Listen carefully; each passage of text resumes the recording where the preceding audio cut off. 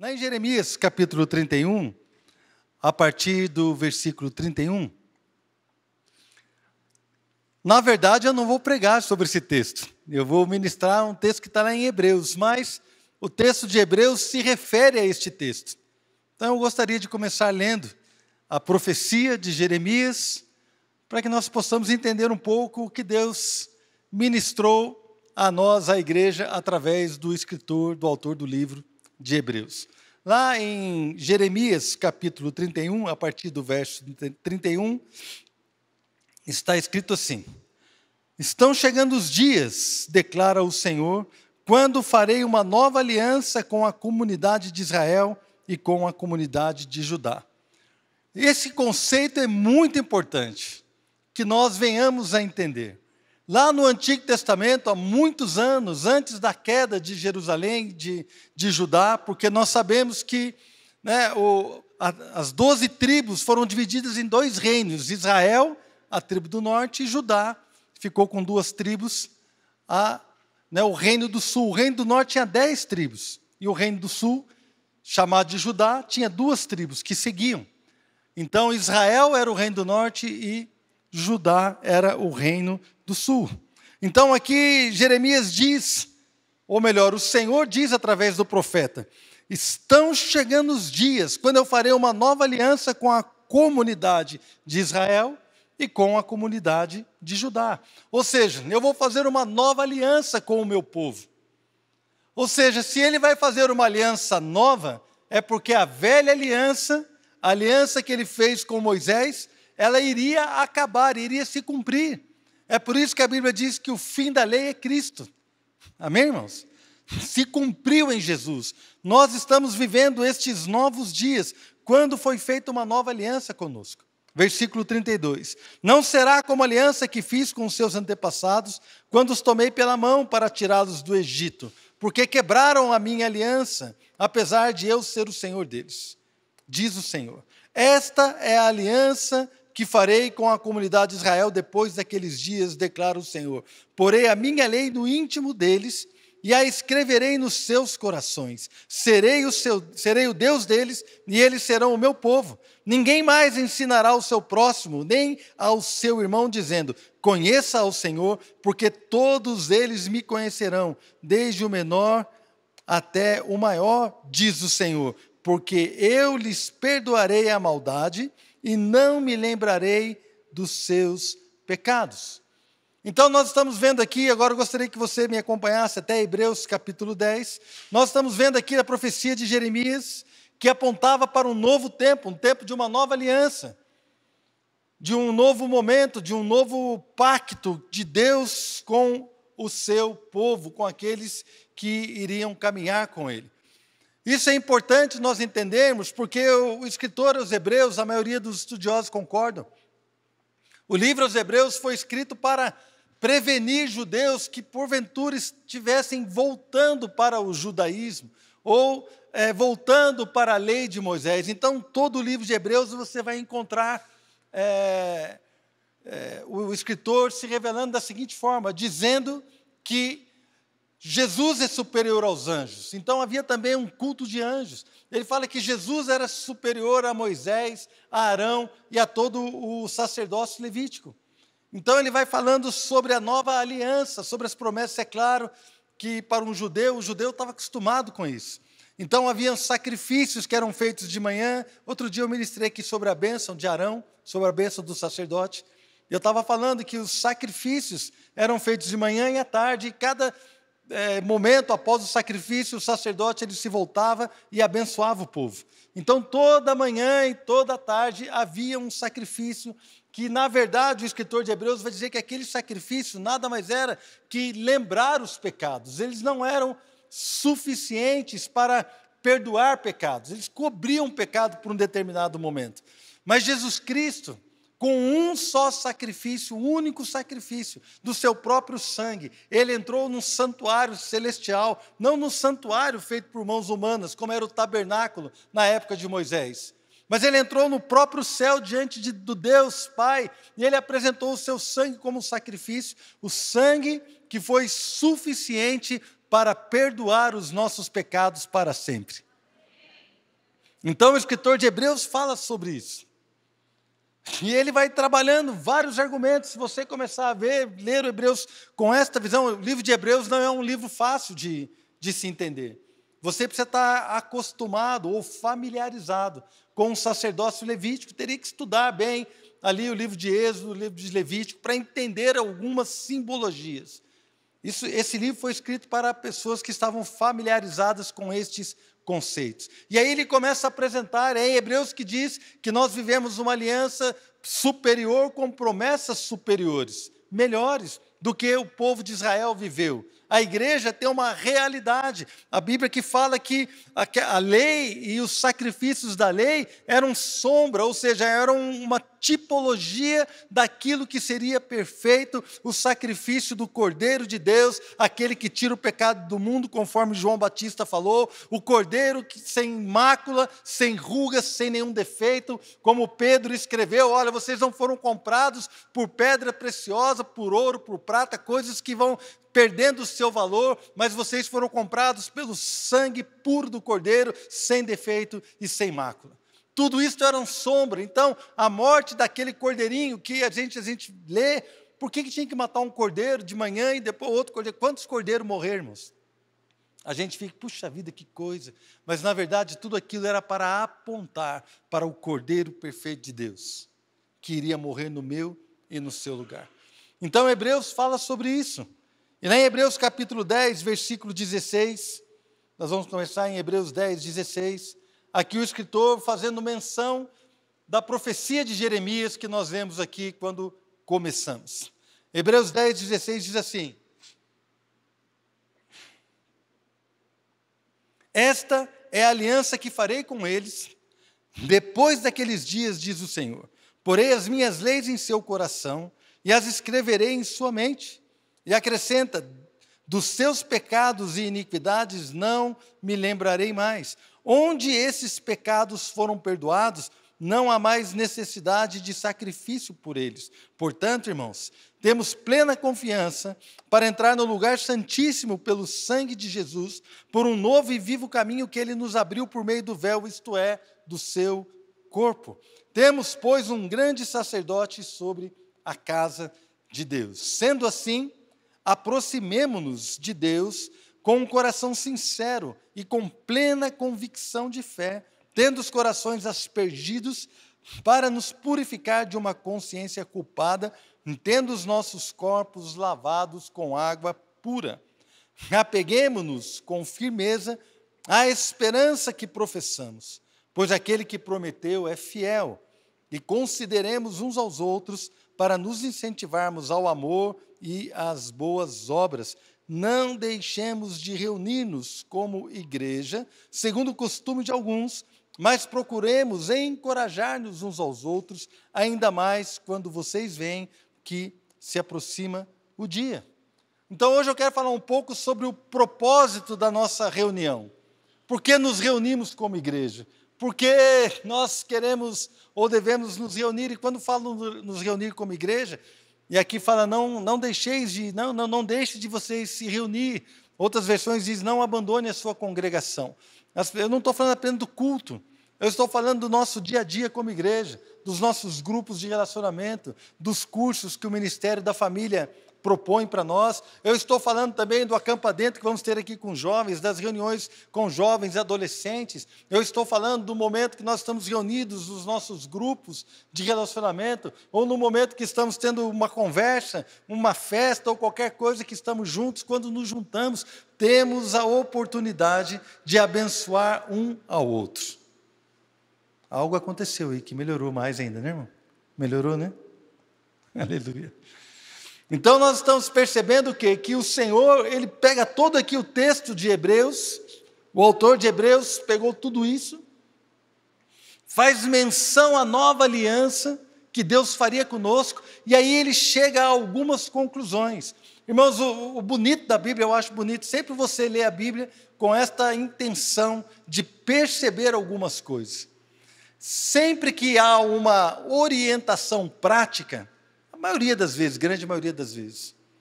Sempre que você encontrar uma orientação prática na Bíblia, Se você voltar ao começo do capítulo ou ao começo do livro, você for lendo, antes daquela orientação prática, existe uma base espiritual.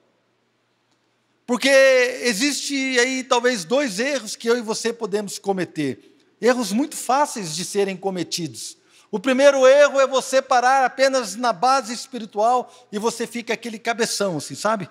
Cheio de informação, cheio de conhecimento, mas com a perninha fina, irmãos. Que nem aqueles desenhinhos que a gente vê, né? A cabeça desse tamanho e a perninha fina, porque toda a informação dele está na cabeça, ele não coloca em prática.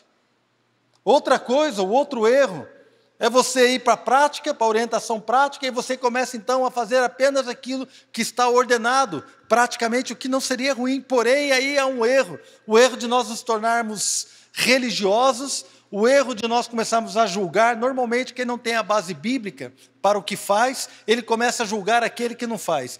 Eu obedeço. Por que ele não obedece? Eu venho no culto. Por que ele não vem? Por que ele está pregando e eu não estou pregando? Eu venho aqui toda sexta-feira, eu venho sempre.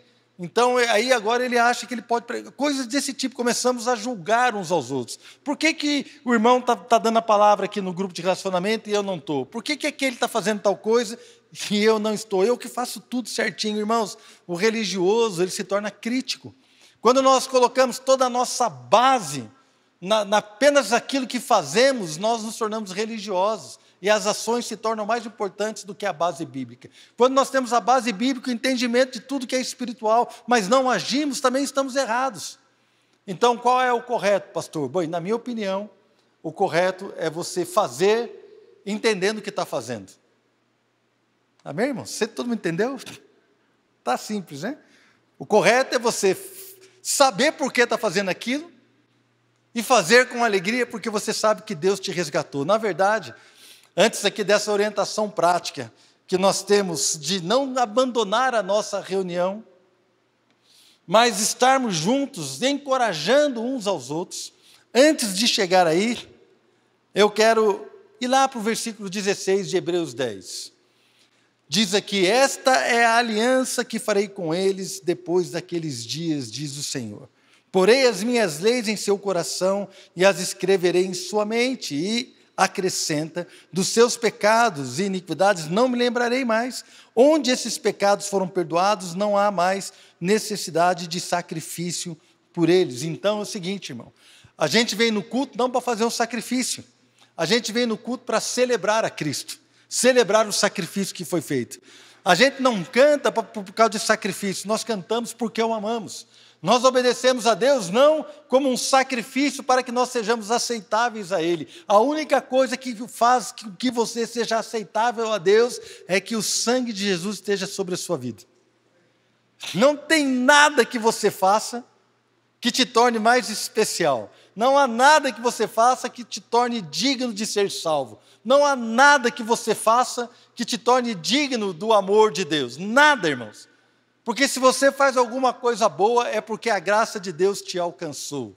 Amém? Se eu faço algo de bom, é porque a graça de Deus me alcançou. O seu perdão me alcançou. Então Ele me tornou uma nova criação, uma nova criatura. E tudo o que eu tenho, tudo o que eu sei, foi Ele que me deu, foi Ele que me ensinou. Eu não posso me gloriar de nada. Não posso me ensoberbecer de nada. Eu não posso achar que sou melhor que o outro, nunca. Porque eu sei muito bem de onde o Senhor me tirou. E vocês não vão, assim, vocês vão cansar de me ouvir falando, nunca se esqueça de onde Deus tirou você. Porque quando eu e você nos lembramos de onde Deus nos tirou, nós não vamos julgar o outro. Nós vamos saber que a gente era igual a Ele, ou até pior. Quem sabe o que eu estou falando?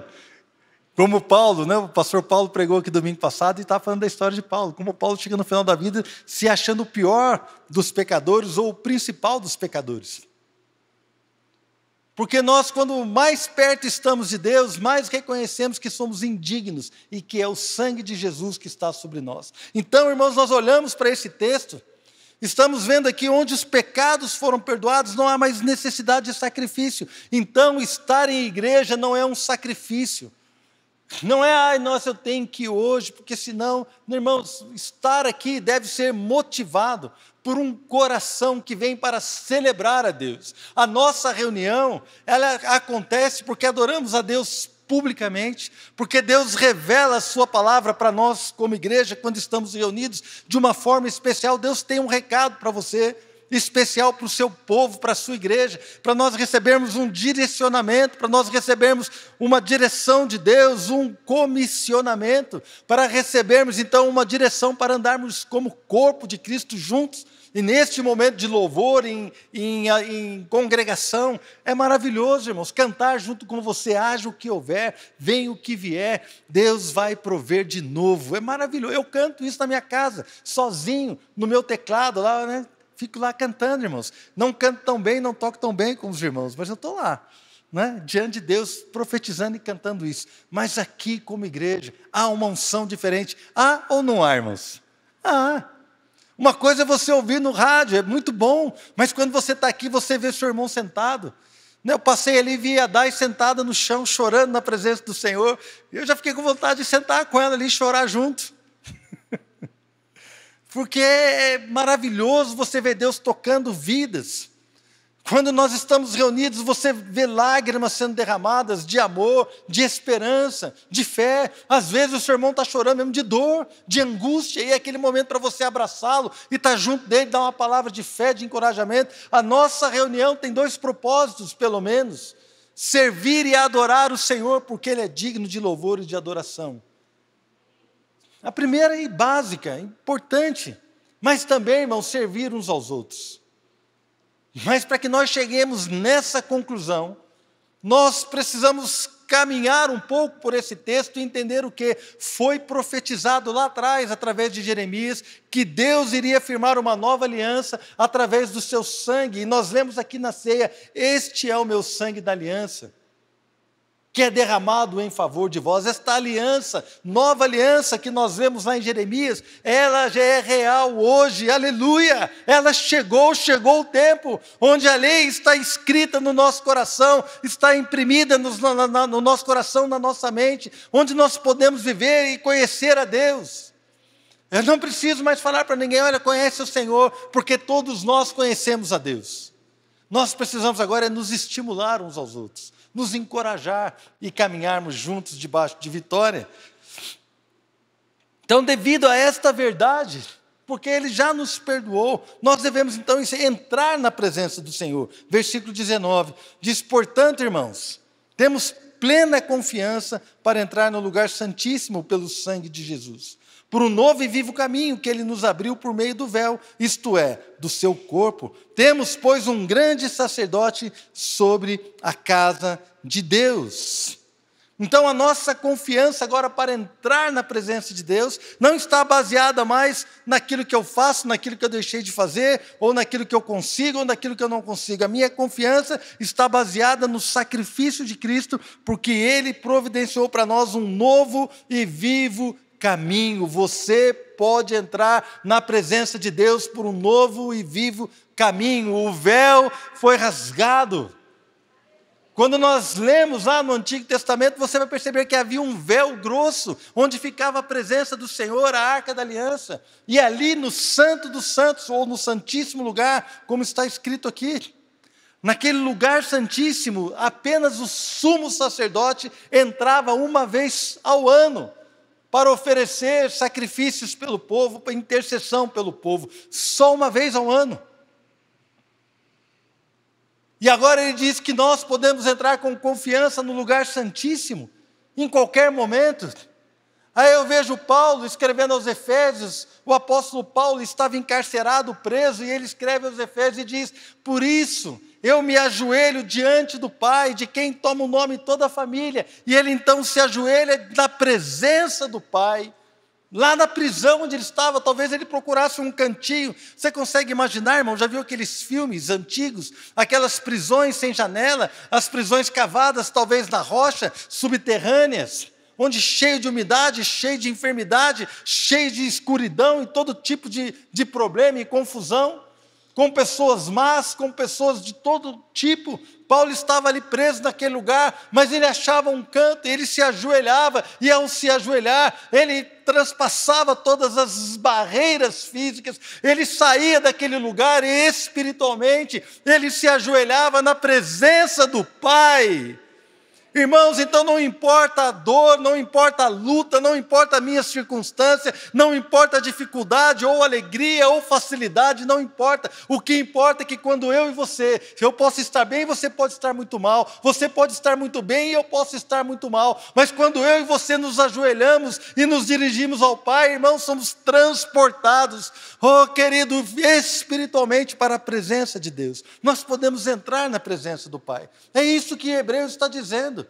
O sacrifício perfeito já foi feito, a nova aliança é uma realidade, queridos, então, vamos entrar com confiança na presença de Deus, vamos adorá-lo com um coração sincero, vamos buscá-lo com todo o nosso coração, vamos adorá-lo, vamos servi-lo, vamos buscar a Deus. Você já pode entrar, não há problema se você tem lutas, se você tem dificuldades, até mesmo se você está em pecado, você entra na presença de Deus e através do sangue de Cristo, você se arrepende, você ora e a glória de Deus vai preencher a sua vida, irmãos. O milagre vai tocar no meu e no seu coração, seremos perdoados porque estamos nos arrependendo, a glória, o poder, a graça serão derramados sobre nós e nós vamos sair dali justificados, perdoados.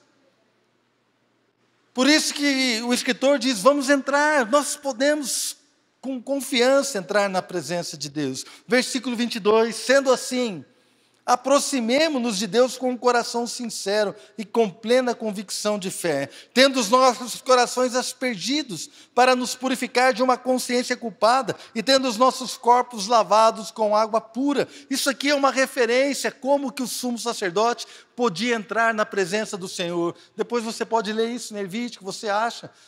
Quais eram os requisitos, aqui está bem resumido, para que o sumo sacerdote pudesse entrar na presença do Senhor. Ele tinha que ter as suas mãos aspergidas, ele tinha que ter o seu corpo lavado, ele tinha que ter uma vestimenta, que o pastor Diego aqui na nossa conferência, né, do Somos Um de Carnaval, ele falou muito bem sobre as vestes do sacerdote. Havia todo um negócio, mas havia uma simbologia.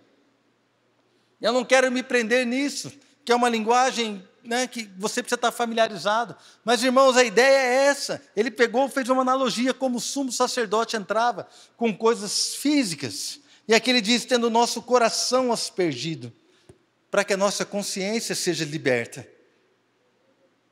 Coração aspergido com o sangue do Senhor Jesus. E os nossos corpos lavados com água pura. A palavra lava. Somos lavados pela palavra.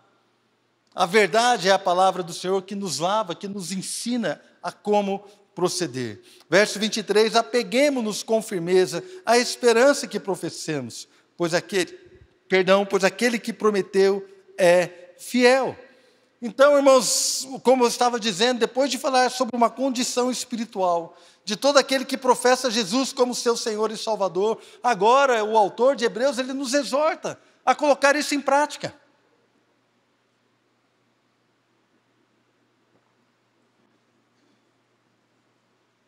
Há uma base espiritual. A base espiritual é que Jesus se ofereceu por nós, Ele é o nosso sacerdote. Em Hebreus capítulo 4 diz que nós não temos um sumo sacerdote que não possa se compadecer das nossas fraquezas, mas assim como nós, Ele foi tentado em todas as coisas sem pecado. Ele se compadece de mim e de você, Ele nos conhece. Este é o sumo sacerdote, o Senhor Jesus. Então Ele diz aqui, olha, nós temos um grande sacerdote, e agora ele fala, né, que chegou um momento, então, depois dessa base espiritual, uma base de uma realidade espiritual, de um entendimento do porquê das coisas. Agora não, agora eu preciso colocar isso em prática, e de que maneira eu coloco em prática esta maravilhosa realidade de que eu sou nova criatura em Cristo Jesus. De que forma nós podemos colocar em prática essa maravilhosa realidade que temos liberdade para entrar na presença de Deus e servi-lo, servi-lo com a nossa adoração, servi-lo com a nossa obediência. De que maneira eu posso entender isso e praticar isso? Não apenas na minha vida pessoal, mas também, querido, na nossa vida congregacional, quando nós nos reunimos como igreja. E aqui o autor de Hebreus, ele começa a dizer, olha, versículo 24, consideremos uns aos outros para nos incentivarmos ao amor e às boas obras. Não deixemos de reunir-nos como igreja, segundo o costume de alguns, mas procuremos encorajar-nos uns aos outros, ainda mais quando vocês veem que se aproxima o dia. Então, querido, a minha pergunta para você nessa manhã é o que é que você espera, ou o que nós esperamos quando nós nos reunimos como igreja? Por que é que você veio no culto hoje? Por que é que você se reúne na quarta-feira com o seu grupo de relacionamento? Por que é que você vem aqui na terça, na quinta, não sei, se reunir com o seu grupo de estudo no curso da família? Por que é que nós nos reunimos com jovens, adolescentes ou alguns outros eventos, reuniões que temos? Por quê? Qual é o processo? Qual é o objetivo? Irmãos, a última coisa que eu quero, eu nunca sonhei em viver na igreja um clube social. Nunca. Antes de me converter, eu era sócio de um clube. Foi lá que eu conheci minha esposa, num baile de carnaval.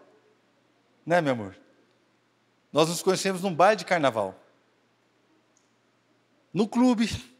Depois começamos a nos encontrar, né? Jogava futebol ali, conheci os primos dela, aí começamos a nos aproximar. Eu tive que pedir a Adriana 3 vezes em namoro antes dela aceitar. Ela não queria namorar comigo de jeito nenhum. Um dia eu falei para ela assim, você não quer namorar comigo mesmo? Ela falou assim, não quero. Eu não pedi para você gostar de mim. Falei, desse jeito, mas vê se pode um negócio desse. Né? E eu saía junto com ela, com a amiga dela, a gente saía junto, estava contando para o William outro dia isso daí. Aí um dia eu falei assim, então, vocês vão sair hoje? Não, hoje eu não vou sair com você não, porque eu vou sair com o pessoal não sei da onde, do prédio, não sei da onde. Falei, tá bom, eu tinha uma mobilete na época, irmão, pensa bem num cara... Né? Cara bem equipado, com uma mobilete velha. Estava lá, fiquei na esquina com a mobilete, a hora que o pessoal chegou lá de carro, eu cheguei junto com os caras. Fiquei de tocaia na esquina, esperando ver quem que ia chegar lá para sair com ela. A hora que eles chegaram, eu fui junto. Cheguei com a mobilete lá. Tudo bem, galera, beleza? Então, conhecia um que era da ITEP, eu fazia ITEP. Já comecei a conversar, me enturmei. E fiquei ali, a hora que ela desceu, ela me viu, não acreditou. O que você está fazendo aqui? Eu falei assim, eu quero sair com você. Não tinha lugar no carro, ela foi na mobilete comigo. Até hoje ela tem raiva disso. Mas nesse dia também não rolou nada, irmão, só desprezo.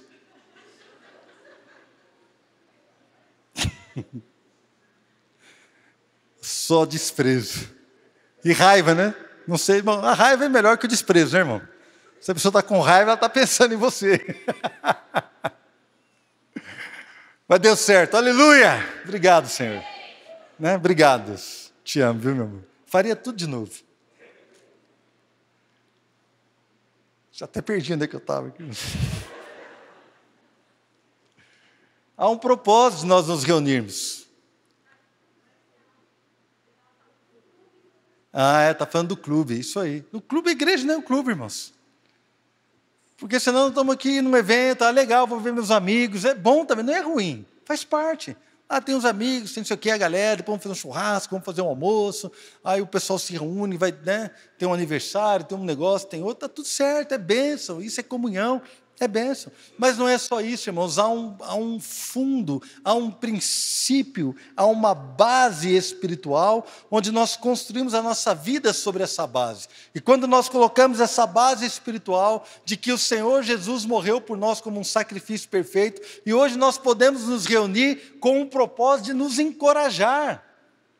Irmãos, isso é maravilhoso, encorajar o seu irmão, orar por ele, está chorando com eles, chorando com aqueles que choram, se alegrando com aqueles que se alegram. Estando junto, estando ali, é isso, olha aqui, versículo 25, não deixemos de reunir-nos como igreja, segundo o costume de alguns, mas procuremos encorajar-nos uns aos outros. Irmãos, você está aqui para encorajar o seu irmão. Pergunta para ele, pode perguntar, do que você está precisando? Pergunta para ele. Do que você está precisando? Aproveita agora, irmão.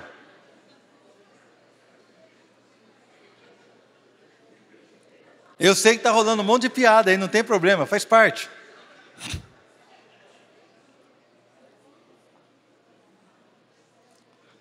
Faz parte. Até as piadinhas são gostosas, a gente vai lembrar depois. Né? Mas é uma pergunta. Você já perguntou para o seu filho o que ele está precisando? Qual o tipo de oração que ele gostaria que você fizesse? Você sabe quais são os alvos de oração do seu filho? Você sabe quais são os alvos de oração da sua esposa? Minha irmã, você sabe quais são os alvos de oração do seu marido? Você sabe quais são os alvos de oração dos seus pais, você que é filho? Você sabe quais são os alvos de oração da igreja? Você sabe quais são os alvos, as angústias, as dores do seu filho adolescente? Você sabe quais são as dificuldades que a sua esposa enfrenta? Irmãos, há muitas maneiras de nós caminharmos. Eu já contei isso várias vezes. Vou contar de novo, senti de contar de novo. Pastor Fernando, que já morreu, está na glória, deixou a pastora Valdirene aqui como viúva.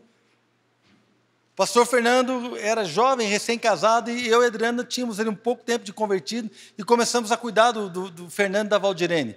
Então, nós éramos responsáveis, porque tinha um grupo de casais que nós éramos responsáveis, e eu e a Adriana éramos. E um dia a Valdirene reclamou do Fernando, porque ele chegava em casa, tinha um copo sujo, ela tinha um bebezinho perto de 1 ano, a Camila era pequenininha. Então, ele chegava em casa do trabalho, via um prato sujo em cima da mesa, em cima ali, perto da televisão, da estante, ou um copo sujo de café, alguma coisa, e ele reclamava, xingava, disse que não queria ver a casa bagunçada. E ela falou assim, às vezes eu estou comendo, a bebezinha chora, e eu vou lá, tal, pego ela, dou mamar, não sei o quê, troco, dou banho, e acaba ficando o prato ali. Quando ele chega, ele fica bravo. Aí eu peguei e chamei ele um dia, nós fomos comer um negócio na casa deles, aí na frente dela nós conversamos, eu falei assim, meu irmão, você não gosta de ver prato sujo? Não, não gosto, não gosto. Sim, ótimo. Quando você chegar na sua casa e tiver um prato sujo, pega o prato, vai para a cozinha e lava.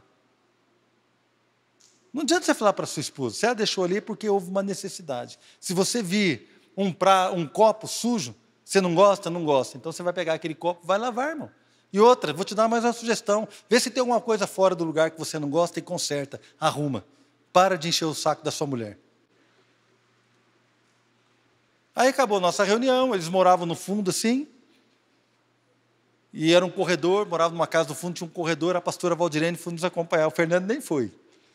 Aí a pastora Valdirene, na época não era pastora, né? Era tudo novo convertido, irmão. Ela foi acompanhar até a gente lá, e quando chegou lá, despedimos, ela pegou ela contando para nós, que ela foi andando assim, que foi o corredor mais comprido, até chegar. A hora que eu entrar, o Fernando era meio bravinho, né?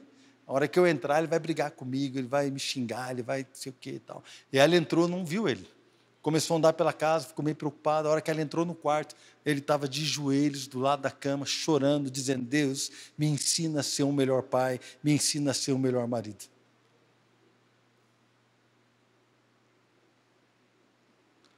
Irmãos, são essas coisas que me mostram que vale a pena a gente encorajar um ao outro.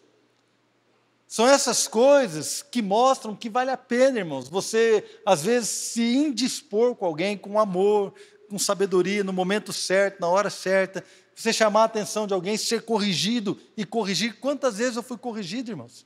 Quantas vezes? Do casal, como eu cuidava de um grupo de casais, havia um casal que cuidava de mim e da Adriana. Várias vezes eu saía da casa dele de madrugada, ia lá para conversar, pedir oração, e saía, muitas vezes, de madrugada, depois da meia-noite.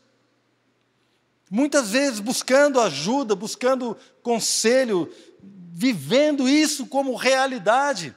Quantas coisas eu aprendi com o pastor Paulo, nas comunhões que tinha. Uma vez, nós marcamos uma viagem para São Paulo, que marcaram uma reunião de oração, onde eu e a Adriana iríamos orar com as pessoas. Porque uma semana antes, a Adriana saiu orando com a galera lá, todo mundo no chão, não ficou um de pé. A Adriana orando, dando palavra, profetizando, e o pessoal tudo caindo. Era tudo de igreja reformada, nunca tinham visto isso, nunca tinham visto o poder de Deus. Aí eles marcaram uma reunião só para eu e a Adriana irmos a orar com eles. Em São Paulo. Eu cheguei para o pastor Paulo e falei assim, pastor Paulo, e o Paulo marcou uma comunhão com os grupos familiares da época. O Paulo era o líder de vários grupos, eu fazia parte de um grupo. Não era líder de grupo, não era nada. Cheguei para o Paulo e falei assim, olha, pastor Paulo, Oi? Né? O Paulo não era pastor, nem eu. E o Paulo falou assim, nós vamos ter a comunhão aqui dos grupos tal dia. Aí eu falei, então esse dia marcaram uma reunião para a gente ir lá. E ele falou assim, não, eu entendo, mas é muito importante que você esteja aqui, porque você vai ser um líder daqui a pouco. E se você quer caminhar nessa liderança, é importante você estar aqui junto conosco. Aí eu olhei para a Adriana, nem que retruquei, eu entendi o quê? Que havia um chamado do meu líder para estar numa reunião que eu não ia pregar, eu não ia tocar, eu não ia fazer nada. Eu ia estar sentado lá. Mas a minha atitude de obediência me colocou no lugar onde hoje eu posso estar pregando. Quem entendeu o que eu estou falando? A minha atitude de obediência aos meus líderes me coloca no lugar onde eu vou poder liderar. Porque se você não obedece, como é que você vai dirigir? Se você não tem um coração para ser ensinado, como é que você vai ensinar? Se você não tem um coração para ser discipulado, como é que você vai discipular? Se você não tem um coração para ser submisso à sua liderança, como é que você vai assumir uma obra, um ministério, um grupo, seja o que for? Não vai, irmãos. Então, esse contexto de igreja, ele é muito profundo. Esse contexto de igreja é profundo demais. É por isso que é importante você estar aqui nos cultos da sua igreja. Não tem nenhum problema, pastor, eu tenho um evento lá na igreja e tal. Claro, irmão, paz, vem em paz. Da minha boca, você nunca vai ouvir eu proibindo você ir para lugar nenhum, a não ser que eu saiba que aquele lugar é prejudicial. No meu entendimento, como pastor, eu falo assim, olha, esse lugar é um lugar complicado, por causa disso, daquilo, mas mesmo assim, não vamos proibir ninguém. Está livre, está abençoado, mas há um coração de andarmos juntos, de não abandonar o nosso grupo, a nossa comunidade de fé, estarmos andando juntos. E eu sei que vocês têm isso, só estou ensinando nessa manhã. Eu sinto que eu estou com uma unção de ensino hoje. Estou ensinando. O Espírito Santo é derramado, irmãos, sobre uma igreja que adora e serve. O serviço nos encoraja. A adoração, queridos, não é música. A adoração é obediência. Se você for ver, um dos maiores exemplos de adoração na Bíblia é o de Abraão. Quando ele oferece Isaac, ele obedeceu. Não tinha música, não tinha harpa, não tinha banda, não tinha nada. Mas ali tinha um coração obediente e um sacrifício. Abraão obedeceu, o maior exemplo de adoração que a Bíblia nos dá. Somos encorajados a servir, e quando nós servimos, nós somos edificados. Quando nós somos servidos, também somos abençoados, somos edificados. Outro dia eu quis pagar o almoço por irmão, o irmão disse, não, pastor, não se preocupe. Eu falei assim, você está me impedindo de ser abençoado. Não me impeça de ser abençoado. Não, pastor, tudo bem então, tudo bem mesmo, glória a Deus, irmãos. Por que não? Você acha que quando você paga o almoço para alguém, ele está sendo abençoado. Eu vou te dizer uma coisa, quando você paga o almoço para alguém, você está abrindo uma porta de bênção sobre a sua vida. É diferente, a matemática de Deus é diferente. Nós precisamos entender, ter essa base. Que o sacrifício já foi feito, irmãos. Não é sacrifício, é obediência, é alegria, é serviço, é adoração. É isso que o Senhor tem dado para nós, essa porta que foi aberta para nós entrarmos na presença do Senhor, sermos cheios da sua bênção, do seu Espírito, da sua presença, da sua força, sermos cheios de Deus e sair por aí, irmãos, nos reunindo, abençoando, exortando, encorajando uns aos outros, porque o Espírito Santo é derramado sobre uma igreja que serve. E eu já estou terminando, deixa eu ver aqui. Não preciso terminar agora não. Atos capítulo 1, versículo 4.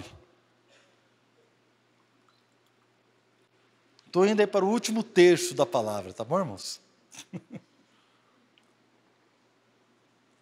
Agora vai mais rápido. Atos capítulo 1, versículo 4.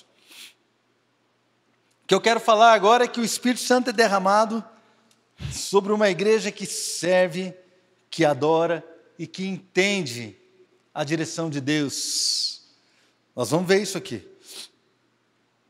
Atos 1, 4. Certa ocasião, enquanto comia com eles, Jesus já havia ressuscitado, estava comendo com seus discípulos. Certa ocasião, enquanto comia com eles, deu-lhes esta ordem: não saiam de Jerusalém, mas esperem pela promessa de meu Pai, da qual lhes falei. Pois João batizou com água, mas dentro de poucos dias vocês serão batizados com o Espírito Santo. Atos capítulo 2, versículo 1. Chegando o dia de Pentecoste, estavam todos reunidos num só lugar. Então é importante isso. Por quê? Porque ele em Atos capítulo 1, versículo 4, Jesus falou assim, não saiam de Jerusalém, mas esperem pela promessa. E quando a gente vê que a promessa veio, de que maneira a promessa foi derramada? Quando eles estavam todos reunidos num só lugar. Eles obedeceram. Irmãos, muitos dias eles estavam orando ali, no cenáculo, num lugar onde cabia 100, 120 pessoas, estavam lá orando. Muitos dias eles ficaram orando, eles não sabiam que dia que a promessa vinha, mas eles estavam reunidos com um propósito. E naquele dia, eles estavam reunidos num só lugar. De repente, veio do céu um som, como de um vento muito forte, e encheu toda a casa na qual estavam assentados. E viram o que pareciam línguas de fogo, que se separaram e pousaram sobre cada um deles. Todos ficaram cheios do Espírito Santo e começaram a falar noutras línguas, conforme o Espírito os capacitava. Então nós estamos vendo aqui a promessa sendo derramada no momento. E aqui é legal abrir um parênteses, quando fala que havia línguas de fogo sobre a cabeça de cada um deles. Porque lá, quando Moisés tirou o povo do Egito, da escravidão, e caminhava pelo deserto, havia uma coluna de fogo sobre a arca do Senhor. A presença de Deus estava marcada onde estava a coluna de fogo. E aqui não, aqui nós vemos uma língua de fogo sobre cada um. Isso mostrava para um judeu que a presença de Deus agora estava dentro de cada um deles. Fechando parênteses, voltando aqui para a palavra. Irmãos, nós estamos vendo o quê? Que o povo reunido em obediência, esse povo então foi visitado com uma unção, um derramamento do Espírito, e a promessa de Deus veio sobre eles. Quando eles obedeceram, Deus derramou do seu Espírito, com um propósito, para os capacitar para testemunhar. Porque lá em Atos 1,8 fala assim, recebereis poder ao descer sobre vós o Espírito Santo e sereis minhas testemunhas. Deus sempre vai derramar do seu Espírito sobre nós quando houver um propósito. Se houver um propósito no seu coração de ser usado para glorificar a Deus e servir ao povo dele, Deus vai derramar do Espírito dele sobre você, irmãos. Se não houver um propósito, talvez você até experimente uma unção aqui na igreja, mas quando você chegar na sua casa, essa unção já foi embora, porque ela é derramada no meio do povo. Agora, se você tem um propósito no seu coração, se você se apresenta diante de Deus com um coração sincero, para servir a Deus, para adorar a Deus e para servir as pessoas, a unção que foi derramada sobre você aqui permanece. E o fogo de Deus te acompanha onde quer que você vá. Voltando aqui, Atos 13, versículo 1. Atos capítulo 13, versículo 1. Na igreja de Antioquia havia profetas e mestres. Barnabé, Simeão, chamado Níger, Lúcio de Cirene, Manaém, que fora criado com Herodes, o tetrarca, e Saulo. 5 homens. Enquanto adoravam,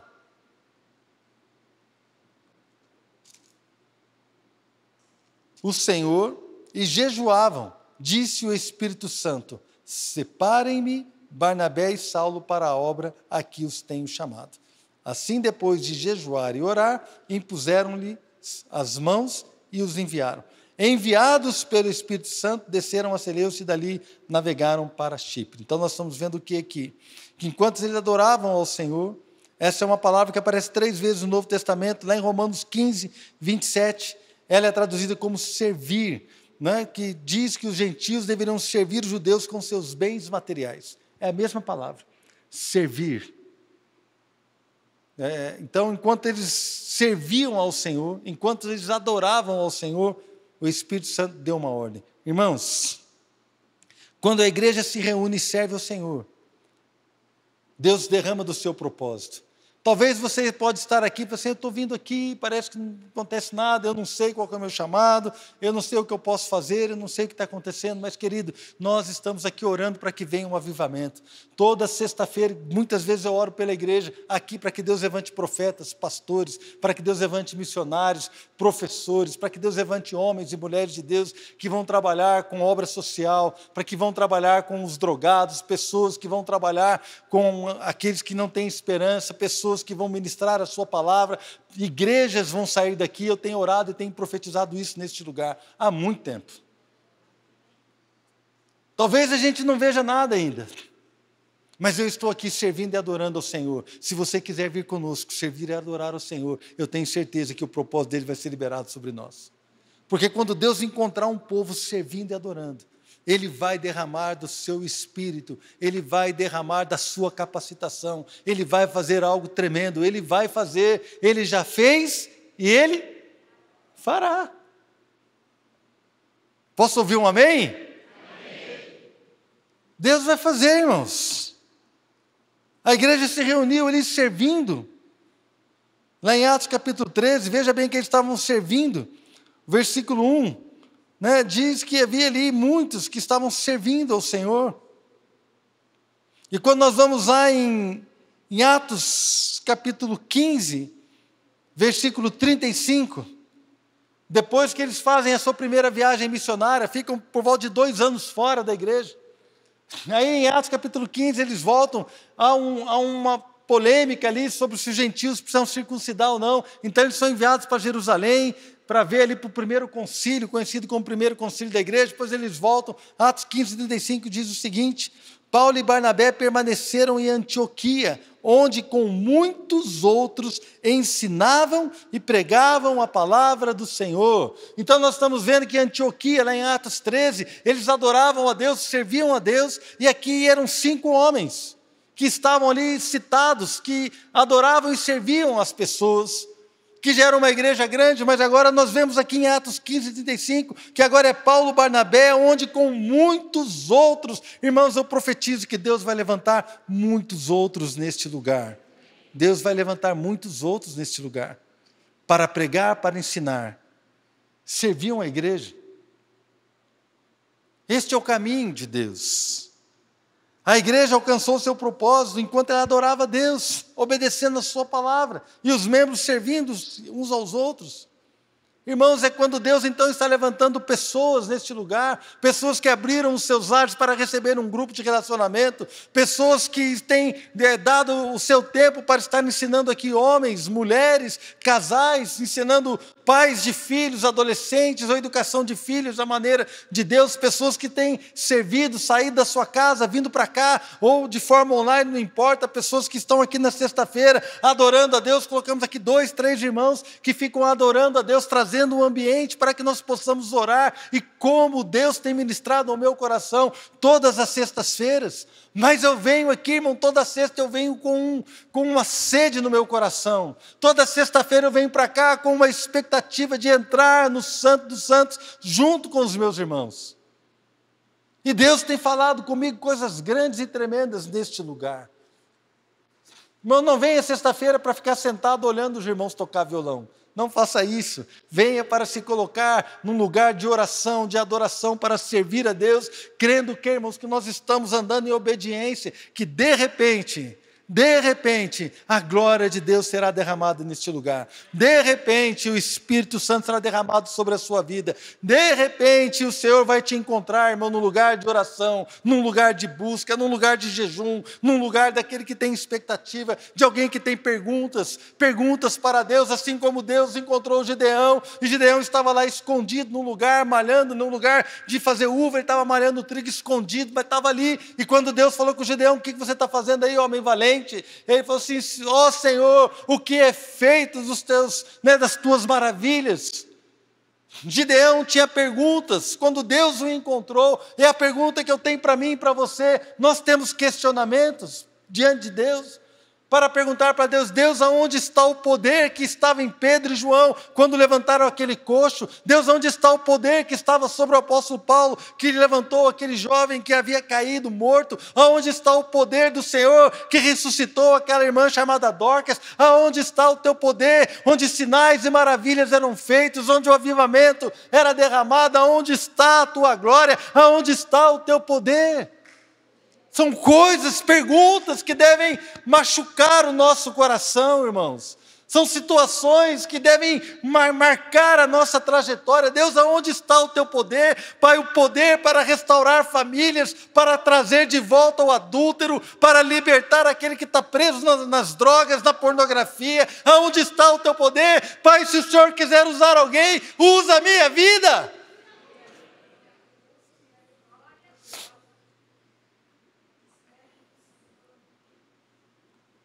Nas cidades, versículo 4 de Atos 16, depois ali do concílio houve direção. Nas cidades por onde eles passavam, transmitiam as decisões tomadas pelos apóstolos e presbíteros em Jerusalém, para que fossem obedecidas. E assim as igrejas eram fortalecidas na fé e cresciam em número a cada dia, irmãos. Nós estamos falando de uma igreja que dava direções, e as direções, quando eram obedecidas, a glória de Deus era derramada. Nós estamos falando de uma igreja, de irmãos, que obedecia, que tinha direcionamento, que tinha coisas de Deus para serem derramadas, e a igreja buscava e obedecia, e o Espírito Santo ia fortalecendo a igreja, e as igrejas iam crescendo, porque tinham um propósito para viver. Irmãos, nós estamos neste lugar, nós estamos reunidos, as nossas famílias estão reunidas. Irmãos, a minha netinha está aqui.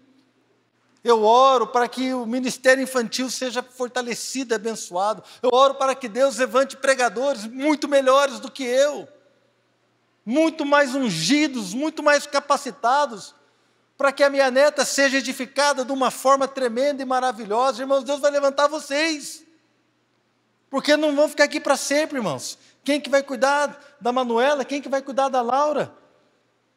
Quem que vai cuidar do seu bebê? Que nem nasceu ainda. Quem que vai cuidar deles?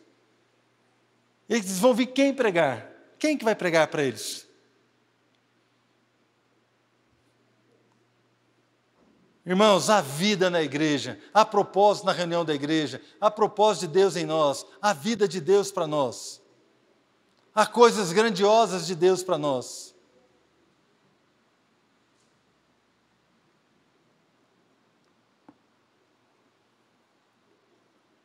É o que o escritor de Hebreus fala lá em Hebreus 10, 24. Consideremos uns aos outros, para nos incentivarmos ao amor e às boas obras. Não deixemos de reunirmos como igreja, segundo o costume de alguns, mas procuremos encorajar-nos uns aos outros, ainda mais quando vocês veem que se aproxima o dia. Há um propósito de Deus quando nós nos reunimos. Você precisa vir para cá, irmãos, para a reunião da igreja, ou para o seu grupo de relacionamento, ou para a casa do irmão onde você vai ter comunhão, ou num curso que você está fazendo da família, não importa, qualquer coisa, nós precisamos chegar sempre com uma expectativa de abençoar o irmão. Quando nós estamos reunidos aqui, nós adoramos a Deus, cantamos, servimos a Deus, é maravilhoso, Deus libera a sua palavra. Quando nos reunimos em grupos menores, também é um lugar de adoração e de obediência. Também é um lugar onde Deus derrama da sua graça. Deus vai derramar do seu Espírito sobre pessoas que têm um propósito a ser vivido. Deus vai derramar do seu Espírito sobre pessoas que têm um propósito, que têm perguntas, que têm anseios, que têm um clamor, que têm o entendimento de que Ele está aqui para servir a Deus e servir o próximo através da sua vida. Quantos querem receber dessa unção? Eu quero orar por você nessa manhã. Vamos ficar de pé. Vem cá, pode vir, Rodrigo, por favor. Eu quero orar por você nessa manhã. Aleluia. Você que quer receber algo de Deus, fique com as suas mãos assim, numa posição como se estivesse recebendo. Você quer receber essa unção, se há um propósito no seu coração. Pai, no nome de Jesus, eu quero orar nessa manhã, ó Deus, por aqueles que têm propósito. Por aqueles que entendem que a reunião da igreja, que o andar em congregação, que o andar, ó Deus, junto com outros irmãos, ó Pai, estabelece em nós pelo menos 2 aspectos ou 2 responsabilidades de servir e adorar o Senhor com todo o nosso coração, com esse entendimento de que somos perdoados, de que somos libertos, de que o teu amor nos conquistou, de que o sacrifício de Jesus foi suficiente para tocar em cada um de nós. E a partir daí, então, nós somos livres para entrar na tua presença, na presença do Santo dos Santos. E a partir daí, Deus entrando na presença do Senhor, nós somos livres então, ó Deus, para servirmos uns aos outros, porque aí o Senhor começa a derramar da tua graça e da tua unção, há um propósito, ó Deus, o propósito ele é, ó Deus, abençoado com a unção. O propósito ele é alcançado através do derramar do teu Espírito. É o Senhor que nos capacita. Deus olha para nós. Olha para nós nesta manhã, olha para nós nesta igreja. Pai, olha para nós, nós não temos nada para te oferecer. Deus, nós não somos ninguém, Senhor. Nós somos carentes da tua graça, carentes do teu perdão, somos carentes da tua unção, somos carentes de ti, do teu poder. Nós precisamos desesperadamente do derramar do teu Espírito. Nós estamos aqui nessa manhã te adorando, servindo o Senhor e crendo que o Senhor é poderoso, Deus, para nos levar a alcançar o teu propósito como igreja, servirmos uns aos outros, servir àqueles que vão chegar, ó Deus, servir àqueles que não têm nada, que não conhecem a sua palavra, servir àqueles que estão feridos no nosso meio, ministrar, ó Deus, sobre os nossos irmãos que estão com problemas no casamento, que estão com problemas na educação dos filhos, que estão com problemas, com lutas financeiras, com lutas, dificuldades, dúvidas ministeriais. Ó Deus, dá-nos esta unção, dá-nos essa sabedoria, dá-nos este poder para alcançar, ó Deus, todo o propósito. Pai, encontra neste lugar agora corações,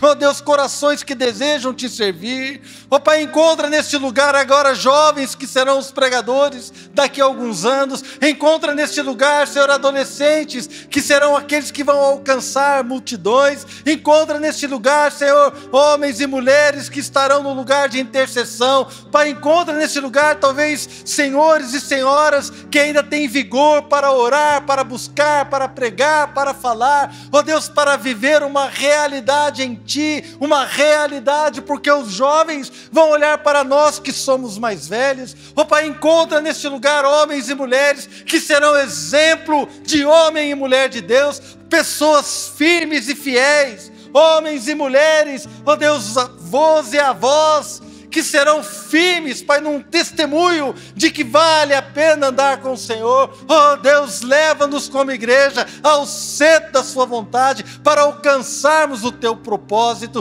Derrama do teu Espírito, derrama do teu Espírito, derrama do teu Espírito, derrama da tua unção. Ore chapa bereboriam premia, no necros peneproviam, nadan chataleia antrovia. Oh, cantatarei ansuri oblivia, malatroviei chabari recrei, naladale subio tremia.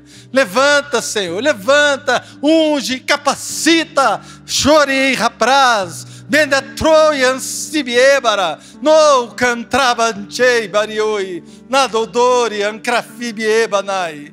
Oh Deus, derrama da tua glória, derrama da tua glória. Oh Deus, derrama um senso de propósito, um senso de propósito. Tetrava chabari pravanas. Oh Deus, mostra a nós qual é a nossa responsabilidade. Drequefibiritrovias. Oh Deus, que não andemos alheios, olhando para as extremidades, sem foco,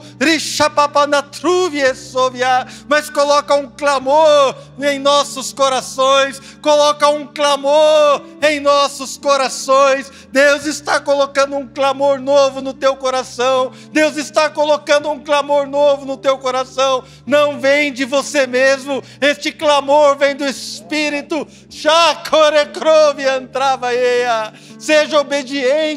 Seja obediente, busque aquilo que Deus está plantando no teu coração, busque, querido. Deus está colocando agora um clamor novo em alguns corações. Busque a Deus, procure viver isso que Deus está exortando você a viver. Xaracrova xerie bravas. Pai, como igreja nos apresentamos diante de Ti, Senhor. Tem misericórdia de nós, derrama da Tua graça, em nome do Senhor Jesus.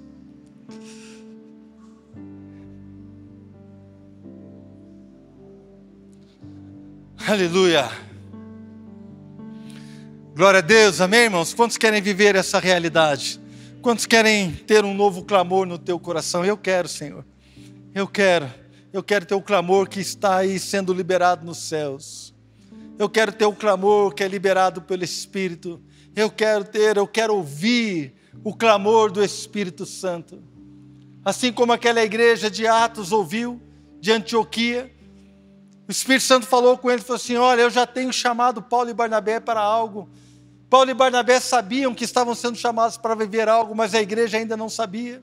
Por isso Deus precisou falar com os líderes e falou com os líderes: olha, eu já tenho chamado Paulo e Barnabé, agora vocês vão enviá-los. Irmãos, é a igreja que envia, não caia na armadilha de querer enviar a si próprio. Não caia nessa armadilha. Deixa a sua igreja te enviar para fazer algo. Deixa a igreja enviar você para viver uma nova realidade, para assumir um cargo, para assumir uma responsabilidade. Não assuma isso sozinho, é a igreja que envia através do Espírito. Se nós somos os seus líderes e não temos ouvido, ore a Deus. Deus vai falar conosco. Amém, irmãos? A minha filha, Flávia, ela queria ir morar nos Estados Unidos, queria fazer intercâmbio. Eu e a Adriana nunca quisemos que ela fosse. Nunca passou pelo nosso coração liberar a nossa filha para viver um ano fora do país. Nunca. E a Adriana sempre falava para ela assim: ora, filha, ora. Né? E vê se Deus tira essa vontade do teu coração. Um dia ela chegou para a Adriana e falou assim: mamãe, eu tenho orado já há bastante tempo e a vontade do meu coração só cresce. E a Adriana falou para ela assim: ora. Quando ela entrou no quarto, Deus falou com a Adriana: e você já orou? Uma oração que eu e a Adriana fizemos juntos, Deus mudou o nosso coração. E nós entendemos que era a vontade de Deus que ela fosse. E nós a enviamos para viver o Deus tinha para ela. Minha filha era obediente a nós. E ela orou. E Deus mudou o nosso coração. Ore, Deus vai mudar o coração do seu pastor. Meu coração é maleável, eu acho. Deus vai mudar o coração dos seus pastores, Deus vai mudar o coração dos seus líderes, ou vai mudar o seu coração. Mas quem dirige é Deus. Amém?